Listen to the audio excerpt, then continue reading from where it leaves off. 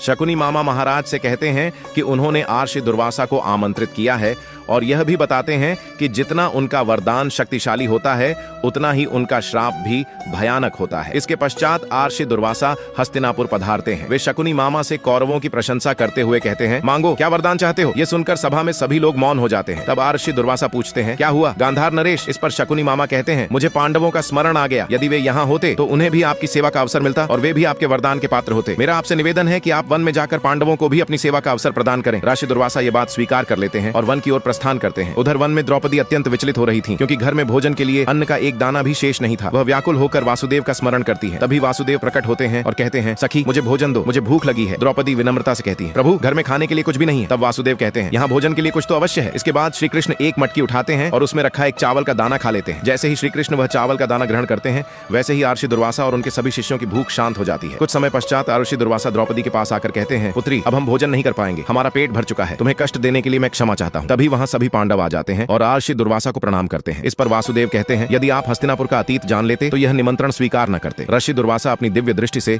हस्तिनापुर का अतीत देख लेते हैं और क्रोधित होकर कहते हैं, मैं उन कौरवों को श्राप देता हूँ। तभी युधिष्ठिर उन्हें रोक लेते हैं। इसके बाद आर्षि दुर्वासा कहते हैं, तो मैं तुम्हें आशीर्वाद देता हूँ कि तुम अपने प्रयोजन में सफल होगे और वह कौरवों का